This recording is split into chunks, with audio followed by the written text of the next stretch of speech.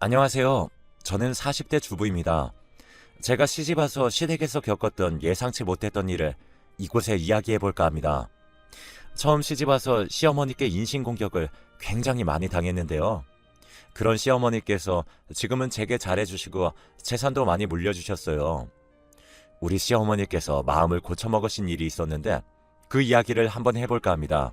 저희 시어머니는 효를 굉장히 강조하시는 분이셨어요. 시어머니는 아들만 둘이신데요.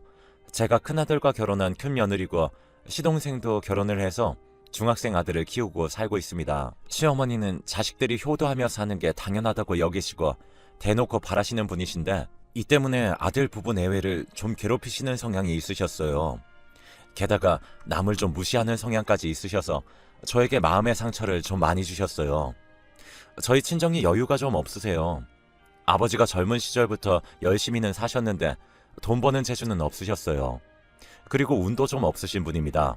제가 어릴 땐 공장을 다니며 일하셔서 돈을 버시다가 모은 돈으로 사업을 시작하셨는데 사업을 시작한 지 얼마 안 되어서 IMF를 겪으면서 쫄딱 망하셨거든요. 그 후로도 돈 버는 걸로는 운이 안 트셨죠. 너무 힘들게 살 때는 정말 먹을 게 없어서 마지막 남은 라면 하나를 엄마와 나누어 먹은 적도 있습니다. 그때를 빼고는 간신히 엄마랑 저랑 안 굶기고 사는 수준이었어요. 돈이 없다 보니 집 한 채 마련하실 여유도 없으셨죠. 그래서 지금도 월세집과 전세집을 오고 가며 살고 계세요. 제가 결혼할 때까지도 방 2개짜리 저렴한 전세집에서 지내셨습니다. 남편과 결혼을 약속하고 서로의 집안 사정 이야기도 자연스럽게 하게 되었죠. 저희 시어머니도 남편에게 저희 집이 어떻게 사는지 물으셨나 봐요. 저희 집이 남들보다 좀 가난하게 산다는 걸 아신 시어머니는 그때부터 저를 무시하시기 시작했습니다. 결혼을 준비할 때 시어머니께서는 너희 친정 어려운데 예단 같은 거 준비 안 해도 된다. 큰아이네는 집 하나밖에 없으신데 나조차고 이거 해달라 저거 해달라 하면 내 마음도 편치 않을 것 같구나. 서운하긴 한데 어쩌겠니? 우리 아들이 가난한 집 딸이 좋다는데 넌 시집 올 때 혼수로만 제대로 해서 와라 라고 하셨어요. 겉으로는 저를 위해주는 척 말씀하시지만 언제나 말 속에는 가시가 있었습니다. 참고로 저희 시부모님들도 엄청 잘 사는 부자는 아니에요. 집 한 채 있는 것 외에 돈을 잘 버시거나 그런 것도 아니고요. 다만 조상님으로부터 물려받으신 넓은 땅은 있으시다고 들었습니다. 아무튼 제가 볼 땐 그렇게 대단한 집도 아닌데 저런 식으로 사사건건 돈으로 사람 무시하다 보니 점점 멀리하게 되더라고요. 결혼 후에도 제게 여자는 결혼해서 며느리 되면 그 집 식구 되는 거다. 그러니까 친정 부모님한테 효도할 게 아니라 시부모님들한테 효도하는 게 맞는 거야. 내 말 무슨 말인지 알지? 라고 하셨어요.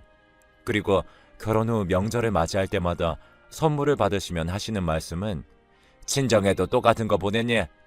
원래 사람은 받은 만큼 해주는 건데 넌 어려서부터 가난해서 부모한테 받은 거 없이 자랐을 텐데 굳이 친정에 돈 써가며 잘할 필요 없어. 원래 인생은 기브 앤 테이크야 라고 하셨죠. 그러면서 자신은 아들들 뒷바라지 열심히 해줘서 지금 이렇게 받는 게 당연한 거라고 얘기하시더라고요. 툭하면 가난하다는 이유로 저희 부모님을 무시하셔서 시어머니를 만나고 오면 정신적 소모가 무척 컸습니다. 그나마 다행히 이렇게 시어머니를 시어머니라 부르면서 살 수 있는 이유는 언제나 제 편인 남편 때문이에요. 시어머니께서 저렇게 한 번씩 막말을 하거나 무리한 요구를 하시면 항상 제 편에서 줄곧 방패막이 역할을 해주거든요. 그래서 저보다도 오히려 남편이 시어머니 뵙는 걸 더 꺼려해요. 그럼에도 불구하고 저희 시어머니는 굴하지 않고 계속해서 할 말 못할 말 구분 못하시고 얘기를 하셨습니다. 그리고 결혼한 지 얼마 안 된 저희 부부에게 바라시는 게 참 많으셨어요. 매일 안부 전화는 물론이고 왕복 3시간 거리의 시댁에 매주 방문하라고 요구하시곤 했습니다. 저는 처음에 가난한 집 딸인 저를 곱게 보시지 않은 시부모님께 잘 보이려고 무척 애를 썼어요. 시어머니의 무리한 요구와 장단에 모두 맞춰드리려고 했죠. 매일 전화하려 애쓰고 자주 찾아뵈려고 노력했습니다. 뭐 드시고 싶다고 하면 잘 기억해 두었다가 사드리곤 했어요. 하지만 갈수록 시어머니의 요구는 점점 커지더라고요. 시어머니는 누구네 엄마는 아들 며느리가 뭐 해줬다더라, 뭐 사줬다더라 이런 말들을 자주 하셨는데요. 그런 말들을 하는 이유는 단 하나였어요. 저희더러 해달라는 말씀이셨죠. 저희 부부도 처음엔 좋은 게 좋은 거다 생각하며 잘 해드리려고 했지만 갈수록 너무나 당연스럽게 요구하시는 시어머니에게 점점 지쳐가더라고요. 솔직히 남들과 자꾸 비교하시는 바람에 신랑도 스트레스를 많이 받곤 했거든요. 제가 아기를 좀 늦게 낳았는데요. 태어난 지 100일도 안 된 아이가 보고 싶으시다는 시부모님 말에 3시간의 거리를 차를 타고 방문한 적도 있어요. 그때 아이도 저도 너무 무리했는지 감기에 걸렸고 한동안 고생을 했는데 감기에 걸렸다는 말에 시어머니는 대체 애를 어떻게 보길래 벌써 감기에 걸리게 했냐고 오히려 제 탓을 하셨어요. 남편이 그게 왜 제 탓이냐고 먼 길 오고 가느라 힘들어서 면역이 떨어져서 그런 건데 며느리 탓한다면서 시어머니를 나무랐습니다. 시어머니도 남편이 제 편을 들며 역정을 내니 본인도 기분이 상하셨는지 그거 뭐 얼마나 먼 길 왔다고 생색이냐며 소리를 치셨어요. 아무튼 그날 이후로 남편은 서서히 시어머니께 거리를 두려고 했던 것 같아요. 뭐 그 일 때문만은 아니고 여러모로 사람을 참 피곤하게 하시는 분이었기에 남편도 거기에 질린 것 같더라고요. 결혼 생활이 20년이 넘다 보니 또 여러 가지 일들이 있었는데요. 그 중에 몇 가지만 얘기해 볼게요. 저희가 아기 돌잔치를 치른 후에 도련님이 결혼할 여자를 데리고 왔습니다. 시어머니께 익히들어 알고 있었지만 도련님의 여자친구네 집은 중산층 정도 되는 모양이더라고요. 그렇다 보니 시어머니는 도련님의 여자친구는 어려워하고 말도 조심히 하시더라고요. 이제부터는 편의상 도련님의 여자친구를 동서라고 말할게요. 동서가 결혼하면서 예단을 잘해오니 시어머니는 저와 비교하시며 역시 사람은 잊고 봐야 돼. 곳간에서 인심 난다고 효도도 잘 사는 자식이 잘하는 법이야. 라고 하시더라고요. 동서는 같은 여자가 봐도 딱 여우 같은 스타일이었어요. 계산이 빠르고 눈치도 빠른 사람이었죠. 명절에 몸으로 때우는 저와는 달리 돈 봉투를 내밀며 시어머니를 웃게 만드는 고수였습니다. 돈 좋아하시는 시어머니는 당연히 동서를 더 예뻐하셨죠. 사실 동서를 예뻐하셔도 저는 하나도 부럽지 않았습니다. 그냥 시어머니와 얽히는 것 자체가 부담스러웠거든요. 그러던 어느 명절에 시어머니와 전을 부치며 음식을 준비하고 있었어요. 그날도 입이 근질근질 하셨는지 제게 또 막말을 하시더라고요. 너는 둘째 내보다 특히 더 알뜰히 살아라. 너희가 비빌 언덕이 뭐가 있겠니? 둘째는 그래도 친정이 좀 여유가 있어서 그나마 다행인데 너는 네가 아껴야 잘 산다. 솔직히 다 맞는 말이어도 아다르고 어다른 건데 말씀을 저렇게 하시니 제 마음은 너덜너덜해지곤 했어요. 시어머니께서 굳이 말해주지 않아도 저도 제 나름 아껴가며 살림 잘하고 열심히 산다고 생각하는데 말입니다. 그 후로도 동서와의 비교는 끊임이 없었어요. 시어머니께서 저렇게 말씀하셔도 어차피 명절이나 생일 그런 행사가 있을 때만 보이니 한 귀로 듣고 한 귀로 흘리며 살았습니다. 저는 큰 소리 내고 싸우는 걸 싫어하는 성향이에요. 보통 기분 상하는 일이 있어도 그냥 넘어가는 게 상책이다 생각하고 사는 사람입니다. 그래서 시어머니의 막말에도 잠자코 참아왔던 것 같아요. 그런데 하루는 저도 참지 못하고 터져버린 일도 있었습니다. 저희 친정아빠가 위암에 걸리셔서 걱정스러운 마음으로 하루하루 살던 때였어요. 다행히 지금은 다 나아서 좋아지셨는데 그 당시만 해도 아빠 상태가 얼마나 심각한지 알지 못했던 때였고 수술을 기다리던 시기여서 노심초사하고 있었죠. 그런데 시어머니께서 전화하셔서는 제게 에고 너희 아버지는 돈도 없는데 몸까지 아프면 어쩌자는 거야. 꼭 힘들게 사는 사람들이 힘든 일만 생기더라. 아무튼 네가 마음고생이 많겠네. 이럴 때일수록 밥 잘 챙겨 먹어야 돼.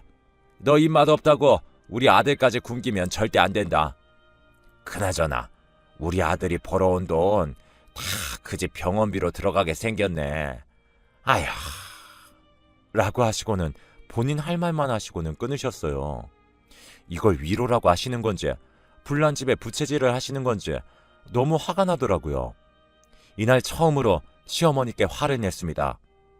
제가 할 말을 종일 정리해서 적은 다음 시어머니께 다시 전화를 걸었어요. 그리고 종이를 보고 제 화난 마음을 가득 담아 읽었네요. 어머님, 저희 아버지 아프신 거랑 돈 없으신 게 무슨 상관이에요? 어머님은 돈이 얼마나 많으시길래 매번 저희 집을 그렇게 무시하세요. 저 위한답시고 말씀하시면서 저희 집 뒤로 돌려가는 거 제가 모를 줄 아셨어요? 제가 그동안 어머님 하시는 말에 얼마나 상처를 많이 받고 살아온 줄 아세요? 저희 부모님이 어렵게 사시는 건 맞지만 그래도 인성은 훌륭하신 분들이세요. 자식 걱정할까봐 위암도 위험이라고 속이실 만큼 자식 생각해 주시는 분들이라고요. 그런데 어머님은 저희 볼 때마다 돈 얘기에 예단이나 비교하시고 도대체 언제까지 그렇게 어른답지 못하게 사실 건데요? 뭐? 얘, 너 미쳤니? 이게 어디 CM이한테 제 얘기 끝까지 들으세요. 아직 다 못 읽었어요. 아무튼 자식한테 잘해야 자식도 부모한테 잘하는 거예요. 그리고 지금 어머님 건강하시다고 병든 우리 아빠 민폐인 것처럼 말씀하시는데 사람 일 어찌 될지 아무도 모르는 거예요.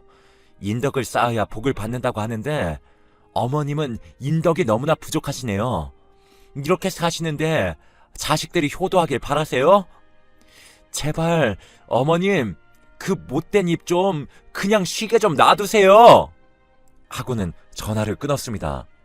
시어머니는 제 말을 듣는 내내 욕을 하며 마구마구 난리치셨지만 저는 그저 열심히 제가 쓴 글들을 읊조리다 끊었네요. 그 후로 계속 연락이 왔지만 저는 시어머니 전화를 그냥 끊어버렸어요. 핸드폰을 꺼놓는 것보다 그렇게 전화 오실 때마다 꺼버리는 게 왠지 더 통쾌하더라고요. 제가 전화를 받지 않자 시어머니는 남편에게 전화를 했고 남편에게 제 욕을 엄청 하신 것 같았어요. 그리고 사실과 조금 다르게 남편에게 이야기를 전달하신 것 같았습니다. 남편 말로는 시어머니가 본인은 사돈어른 걱정되는 마음으로 전화했을 뿐인데 제가 자격지심에 발끈해서 시어머니께 주둥이 좀 담으려고 심한 말을 했다고 얘기하시더라네요. 그 말에 남편이 일단 알겠다고 퇴근하고 집에 가서 전화드린다고 했대요. 집에 온 남편은 제게 무슨 일 있었냐고 물었고 저는 제 핸드폰 속에 녹음된 말들을 들려주었습니다. 참고로 제가 여러 해 시어머니를 겪고 난 후부터는 늘 시어머니의 통화를 녹음하는 버릇이 있었어요. 저에게 막말을 하실 때면 녹음해서 가끔 남편에게 들려주기도 하고 그랬죠. 뭐 아무튼 남편은 핸드폰 속 녹음된 말들을 듣더니 혼자서 빵 터져서는 묻더라고요. 이거 뭐 보고 읽은 거야? 왜? 괜찮았어? 결혼생활 5년 동안 시어머니 말들을 그동안 참아왔던 걸 알았던 남편은 저의 반격에 오히려 잘했다고 칭찬을 해주더라고요. 앞으로도 듣고 가만히 있지 말고 그냥 할 말 하라고요. 그 후로는 시어머니의 모진 말을 그냥 듣고만 있는 보릿자루처럼 살지 않았네요. 한 번이 어렵지 다음부터는 말대답도 쉽더라고요. 진작 표현 좀 하고 살 걸 후회했어요. 신랑도 이런 시어머니의 가시돋친 성격을 알고 있기에 시어머니를 기피하는 경향이 있었어요. 그래도 명절, 제사, 생신 같은 큰 행사는 단 한 번도 안 빼먹고 챙겼습니다. 적어도 자식으로서 도리는 하고 살아야 한다고 생각했으니까요. 시댁에 방문할 때마다 단 한 번도 빈손으로 들어간 적 없었고 시어머니가 뭐가 몸에 좋다더라 하면 사다 드리고 건강식품도 자주 챙겨드렸어요. 시어머니의 환갑이 다가올 무렵에는 누구는 여행을 보내줬다더라 하시며 미국 관광 다녀온 시어머니 친구분의 이야기를 입이 마르고 닳도록 하셨죠. 저희 형편에 사실 미국 여행 보내드리는 건 어려워서 동남아 여행으로 대신 보내드리기도 했습니다. 시간이 지나면서 시어머니는 동서가 편해지셨는지 동서에게도 이것저것 요구하기 시작하셨어요. 그러면 동서는 종종 제게 전화해서 시어머니 때문에 힘들다고 하소연을 하곤 했어요. 저는 그랬냐고 하고 그냥 들어줄 뿐이었죠. 그렇게 지내다 저희 가족에게 큰 사건이 생겼어요. 그건 바로 저희 시아버지께서 동맥경화에 의한 심장마비로 갑작스레 하늘로 가신 일이었어요. 시아버지는 65세의 운명을 다하시고 시어머니를 홀로 남겨두신 채 떠나셨습니다. 시아버지께서 돌아가시면서 시어머니는 큰 상실감에 빠져 무척 힘들어하셨어요. 그래서 그런지 시어머니께서 고혈압에 당뇨를 앓고 계셨는데 수치가 많이 안 좋아지셨어요. 그래서 자식들에게 더 의지하려고 하셨습니다. 그러던 어느 날 자식들을 불러 모아놓고 시어머니께서 말씀하셨어요. 내가 지병도 있고 이제 혼자 살기가 어렵네. 네가 큰아들이니까 날 모셔야 하지 않겠니? 이젠 나도 집안일도 좀 쉬고 싶고 며느리 병수발 받으면서 살고 싶구나. 시동생 부부는 모시기 싫어하는 눈치였고 제 남편은 저를 보며 난감해하더라고요. 저는 남편과 상의 후 시어머니를 모시기로 했어요. 대신 어차피 모셔야 할 거면 서로 편히 지낼 수 있게 할 말은 하면서 살겠다고 했어요. 남편은 제게 당신이 어련히 알아서 잘하지 않겠냐고 하며 정말 고맙다고 했습니다. 그렇게 저와 시어머니와의 동거가 시작되었습니다. 쉽지 않은 길이었지만 어쩌겠어요. 큰아들과 결혼한 제 운명인가 보다 하고 받아들였죠. 시어머니는 지병이 있으시다고는 했지만 무척 기운도 넘치시고 겉만 봐서는 아주 멀쩡하셨어요. 기운이 넘쳐서 그런지 잔소리도 끊이지 않으셨죠. 저는 시어머니랑 잘 지내려면 할 말은 다 하면서 지내려고 했어요. 시어머니가 오시던 첫날에는 밥상을 잘 차려드렸는데요. 그 다음날부터는 그냥 저희 가족 평소 먹던 대로 차려서 먹었습니다. 역시나 시어머니께서 반찬 투정을 하셨고 저는 시어머니께 당당히 말했습니다. 어머님, 저희 집에 손님으로 오신 거 아니잖아요. 그냥 드세요. 라고 했죠. 그 후에도 몇 번 반찬 투정을 하시면 어머님, 저는 어머님의 개인 요리사가 아니에요. 제가 집에 식재료 상하지 않게 따져가며 밥 차리는 건데 어머님이 드시고 싶은 거 있을 때마다 해드릴 수는 없어요. 전 그렇게 드시고 싶으시면 어머님이 직접 장 받아가 해서 드세요. 대신 다음에 장 볼 땐 어머님이 좋아하시는 거 말씀해 주시면 그걸로 준비할게요. 라고 했습니다. 그리고 집안일도 온전히 저 혼자 하지 않고 어머님께 분담해 드렸습니다. 제가 화장실 청소하는 날엔 어머님께 설거지를 부탁드렸어요. 물론 불평불만 가득하신 얼굴로 설거지를 해주시긴 했지만 그래도 저희 가족 다 같이 잘 지낸다고 생각했습니다. 그런데 시어머니 마음은 또 그게 아니었나 봐요. 동서에게 전화를 해서는 제 흉을 보신다는 사실을 동서를 통해 은연중에 알게 되었습니다. 원래 남 흉보기를 좋아하는 시어머니라서 예상은 했는데 그래도 사실을 확인하니 기분이 상했지만요. 저는 대놓고 시어머니께 어머님, 저희 집에서 지내시는 게 많이 불편하세요? 어머님이랑 하루 이틀 살고 말 것도 아닌데 제가 어떻게 어머님을 손님 대하듯이 매번 챙겨드릴 수가 있겠어요. 어머님도 저희 집에 하루라도 빨리 적응하시는 게 좋지 않을까요? 그리고 어머님이 어떻게 생각하시는지 모르겠지만 제 딴에는 많이 노력하고 있는 거예요. 그러니까 어머님도 좀 더 너그러이 봐주시면 좋겠어요. 그렇게 할 말하면서 살던 어느 날 1년의 시간이 흘렀을 무렵 시어머니께서 짐을 싸서 동서내로 가셨어요. 시아버지 살아생전에 시할아버지로부터 물려받은 땅이 있는데 동서 앞에서 어떤 이야기를 하며 그곳 시세가 얼마나 한다는 등 그런 얘기를 했나 봐요. 그리고 덧붙여서 나 죽으면 모든 재산은 나 잘 모시는 자식한테 주고 갈 거다 라고 하셨대요. 그 말에 동서가 시어머니를 동서내로 모시겠다고 했나 봐요. 시어머니는 동서 말에 옳다구나 하고 얼른 짐을 싸서 나가신 거였죠.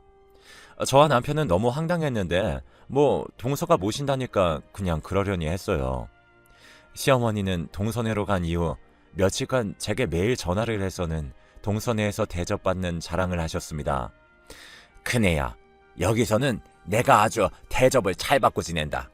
어제는 작은 애가 내가 좋아하는 소갈비찜을 해줬지 뭐니?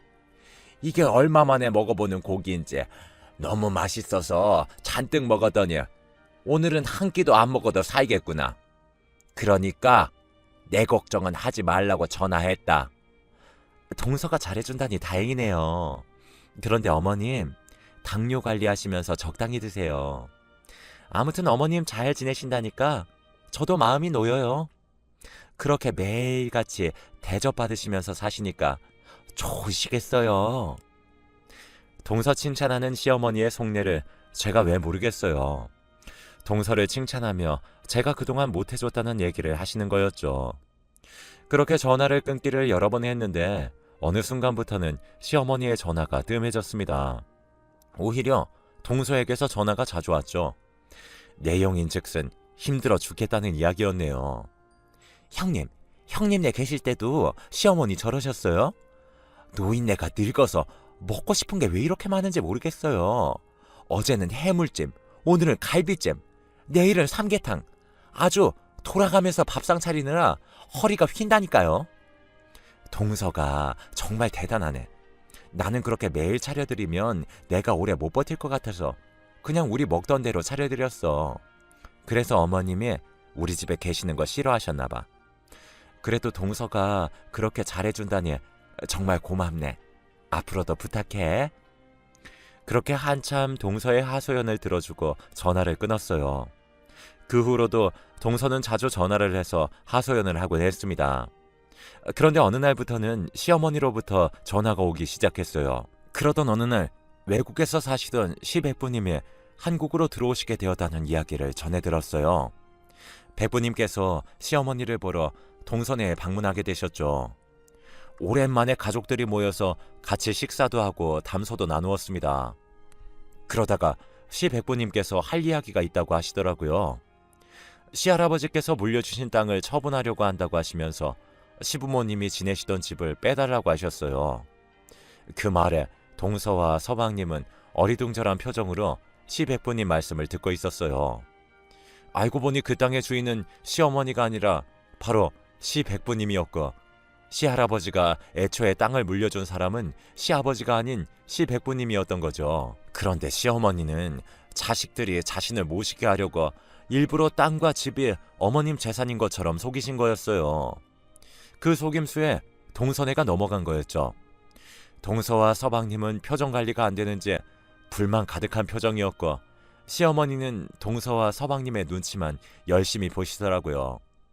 시어머니께서 저희 집에 오셔서 지내시는 동안 어차피 자식들과 같이 살 거면 기존에 지내던 집을 세를 주던지 정리를 하시던지 하라고 했었는데, 시어머니가 짐도 그대로 놔둔 채 정리를 안 하시던 이유를 그제야 알 수가 있었습니다. 자신의 소유가 아니니 정리를 할 수가 없었던 거였죠. 그리고 원래 지내시던 집을 시백부님께서 해외로 나가시면서 저희 시부모님께 집 관리 좀 부탁한다며 집을 시세보다 아주 싼 가격에 세를 놓고 가신 거였어요. 시부모님이 자식들에게 재산 물려받은 이야기를 자세히 해주신 적도 없고, 그 땅과 집이 자신들 것인 것처럼 말씀을 하시니 당연히 자식들도 그런 줄 알았던 거죠. 시백부님께서는 호텔에서 지내시면서 재산을 정리하시겠다고 하시고는 인사를 하고 가셨습니다. 시백부님이 돌아가시고 3일쯤 지나서부터 시어머니의 죽는 소리가 나오기 시작했어요. 그네야 잘 지냈니? 내가 생각해봤는데 아무래도 내가 큰아들 내에서 지내는 게 맞지 싶다. 어머님, 갑자기 그게 무슨 말씀이세요? 언제는 동서네가 잘해준다고 좋아하셨잖아요. 그게 잘해주기는 개뿔이다. 그게 다 가식이었지 뭐냐? 네? 가식이요? 그래, 내가 재산 많은 줄 알고 모시겠다고 해서 간 건데 그 땅이랑 집이랑 내 거 아니라는 걸 알고는 완전 돌변했어. 작은 며느리도 나한테 쌀쌀맞게 대하고 작은 아들도 이제 막 나 무시하고 그런다. 게다가 손주 녀석은 할머니 냄새 난다고 같이 살기 싫다고 그러고. 아무튼 내가 생각해봤는데 그래도 너희 집에서 지내는 게 좋을 것 같아서, 네가 생각해도 내가 작은 아들 집에서 지내는 것보다 큰 아들 집에서 지내는 게 모양새가 더 낫지 않니? 아, 네. 어머님, 그런데 저희 집에 오시면 매일 좋은 거 못 해드려요. 어머님이 그냥 저희 가족 생활 스타일에 맞춰 가셔야 될 거예요. 그리고 제가 어머님 다 못 챙겨드리니까 어머님이 스스로 챙기셔야 할 일도 많을 거예요. 그래도 괜찮으시면 저희 집으로 오세요. 그래, 알았다. 고맙다 큰애야. 그렇게 다시 시어머니를 모셔오는데 동서는 좋아서 얼굴이 폈더라고요. 동서의 속내가 훤히 보여서 제가 다 씁쓸했네요. 아무튼 그렇게 시어머니와의 동거가 시작되었고 저는 제 스스로가 불편하지 않을 만큼만 어머님을 대해드렸습니다. 가끔은 말다툼도 하고 서로에게 잔소리도 해가며 그렇게 서로 맞추어가며 살았어요. 제 아들은 할머니와 말동무도 해주고 가끔씩 바디로션 같은 선물도 사다주고 하더라고요. 아들 녀석이 정이 많아서 그런지 할머니랑 곧잘 지냈습니다. 그래서 시어머니도 제 아들을 무척 예뻐하셨어요. 그렇게 지낸 세월이 8년이었죠. 시어머니는 점점 쇠약해지셨고 예전만큼 기운도 없으셔서 그런지 잔소리도 많이 줄으셨어요. 그러던 어느 날 잠깐 외출을 하고 집에 돌아왔는데 시어머니께서 거실 바닥에 쓰러져 계신 겁니다. 저는 너무 놀라 구급차를 불러 병원으로 갔어요. 시어머니는 뇌졸중으로 쓰러졌고 급하게 수술을 받으셨습니다. 다행히 제가 집에 들어오기 직전에 시어머니께서 쓰러지신 거여서 빠르게 병원으로 이동한 덕분에 생명에는 지장이 없으셨어요. 회복실에서 시어머니를 보는데 어찌나 눈물이 많이 나오던지 모르겠습니다. 함께한 세월이 길다 보니 그동안 미운 정, 고운 정이 다 들어버렸나 봐요. 저한테 못되게 구셨어도 시어머니께서 돌아가실 뻔했다고 생각하니 마음이 너무 아팠습니다. 시어머니는 어느새 깨어나 울고 있는 저를 보시고는 제 손을 잡아주시더라고요. 그 후로 시어머니는 약간의 마비 증상이 와서 재활치료를 받으셨어요. 제가 차로 매일 모셔다 드리며 치료를 이어갔죠. 시간이 지나면서 어머님은 다시 일상생활이 가능하실 만큼 몸이 좋아지셨어요. 그 후로 제가 외출할 때면 종종 어머님께 전화를 해서 잘 계신지 확인하게 되더라고요. 햇살이 참 좋은 어느 봄날이었습니다. 시어머니께서 저와 남편을 불러서는 할 말이 있다고 하시더라고요. 내가 이젠 요양원에 들어가야 할 것 같다. 나이가 들어가니 점점 힘도 붙이는 것 같고 요양원에 가면 친구도 사귈 수 있다는구나. 엄마, 요양원이라뇨? 저희 집에서 지내시는 게 불편하신 거예요? 불편한 게 아니라 내가 이젠 요양원에 들어갈 나이가 된 것 같아서 그러지. 사실 전에 수술 받고 나서부터는 몸도 점점 기운이 없어지고 그러네. 아무래도 요양원에서 건강관리 받으면서 사는 게 나한테도 더 좋을 것 같아서 그래. 알겠어요. 엄마가 하고 싶은 대로 하세요. 대신 요양원에 가셨다가 영 아니다 싶으시면 다시 돌아오시고요. 아셨죠? 그래, 고맙다. 시어머니는 요양원에 들어가기로 마음을 먹으신 것 같아 저와 남편은 요양원 비용을 고민하기 시작했어요. 남편이 300만 원 남짓 벌어오는 돈에서 요양원 비용이 대략 100만 원 정도 들어가니 저희는 빠듯하게 생활을 해야 했죠. 마음은 좋은 곳에 보내드리고 싶지만 저희 생활이 넉넉지가 않아 돈 때문에 고민을 하다가 동선애를 만나서 함께 의논해 보기로 했어요. 엄마가 요양원 들어가고 싶으시다는데 내가 알아보니 한 달에 100만 원 정도는 들어가는 것 같아. 이것도 그나마 저렴한 곳 알아본 거고 내가 사정이 여유가 있으면 혼자서 부담하겠는데 아무래도 비용이 좀 부담스럽네. 그래서 반씩 나눠서 내는 게 어떨까? 아니 형, 이제 와서 요양원 비용을 대달라니. 돈 얘기가 나와서 하는 말인데 솔직히 형도 알고 있었던 거 아니야? 알긴 뭘 알아. 그 땅이랑 집 엄마 거 아니라는 거 이미 다 알고 있었던 거 아니냐고. 다 알고 있으면서 일부러 내가 엄마 모셔가는 거 보면서 속으로 나 비웃고 있었던 거잖아. 너 자꾸 말도 안 되는 소리 할래? 지금 엄마 요양원 얘기하는데 그 얘기가 여기서 왜 나와? 그러는 넌 엄마 모시고 간 이유가 재산 때문이었냐? 그래서 지금까지 꿍해서 명절에도 안 온 거냐고. 형이 원래 엄마 모셔야 하는데 잘 못 모시니까 내가 모신 거잖아. 너희 형수 앞에서 그딴 소리나 하고. 너희 형수가 엄마한테 얼마나 잘했는데 못 모셨다는 막말을 하냐? 당장 사과해. 서방님, 말 참 섭섭하게 하시네요. 어머님 동선회에서 1년 겨우 사시다가 저희 집에서 10년을 같이 사셨는데 못 모셨다뇨. 오히려 동선회에서 잘 모셨으면 1년만 사시다가 나오셨겠어요? 그리고 동서, 어머님 모시는 동안 나한테 전화해서 어머님 때문에 힘들고 짜증난다고 했어 안 했어? 그래놓고 내가 다시 모셔갔을 때 전화 한 통 없었지? 그건 어머님이 제멋대로 짐 싸서 나가신 거잖아요. 그게 지금 내 탓이라는 거예요? 너 지금 요양원 비용 되기 싫어서 이러는 거야? 그런 거면 그냥 돈 내기 싫다고 말해. 왜 엄한 재산 얘기에 너희 형수 노고까지 무시해가면서 형제간에 싸움 붙이려고 하냐? 여보, 일어나. 가자. 서방님 정말 너무하시네요. 서방님 낳아주고 길러주신 분이에요. 저희도 서방님네 돈 필요 없으니까 서방님한테 어머님 돈 문제로 앞으로 연락할 일 없을 거예요. 동서도 그러는 거 아니야, 정말. 그렇게 어머님 요양원 보내드리려다가 형제지간, 동서지간에 싸움만 하고는 우울한 마음으로 집으로 돌아왔습니다. 참 다행인 것은 그날 시어머님은 집에 계시라고 하고 저희끼리만 모인 일이었죠.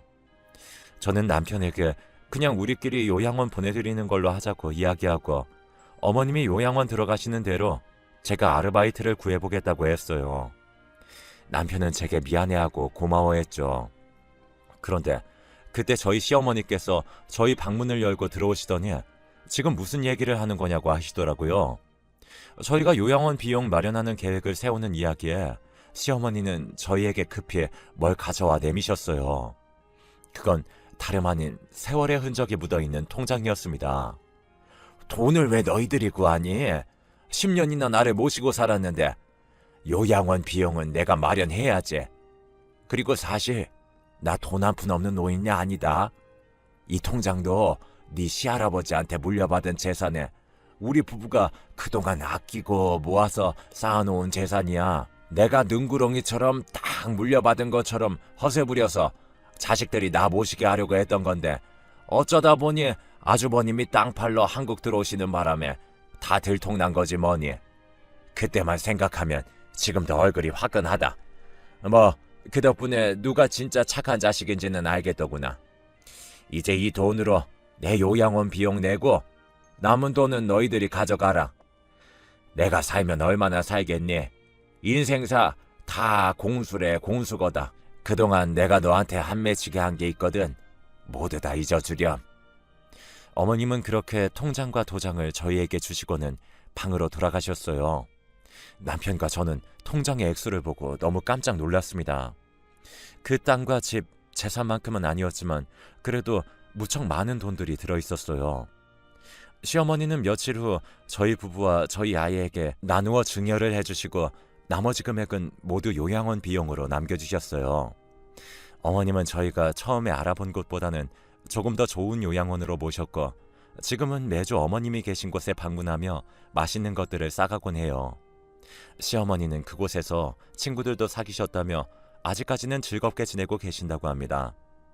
동선이한테 요양원 위치를 알려주고 가끔씩 찾아뵈라고 했는데 딱 한 번 와보고는 지금까지 안 찾아온다고 하네요. 돈 때문에 시어머니를 모시려던 동서가 시어머니가 돈이 없다는 걸 알고 시어머니를 내팽개쳤는데 알고 보니 알부자였고 결국 그걸 돈 욕심 없는 시어머니를 모시던 저희가 받게 된 거였죠. 어찌됐든 마음은 곱게 써야 하나 봅니다. 한결같이 살다 보니 구박만 받던 제가 시어머니께 재산을 물려받는 일도 생기네요. 착하게 살면 복이 온다더니 사실인가 봅니다. 부디 우리 시어머님 오래오래 건강하게 사셨으면 좋겠네요. 여러분들도 건강 잘 챙기시면서 행복한 생활 하시길 바랍니다.